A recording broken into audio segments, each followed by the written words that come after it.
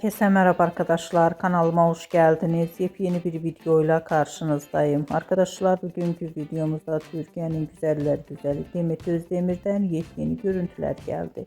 Ben de bu muhteşem görüntüleri sizler için YouTube kanalımda video halinde sunuyorum. Umarım beğenirsiniz.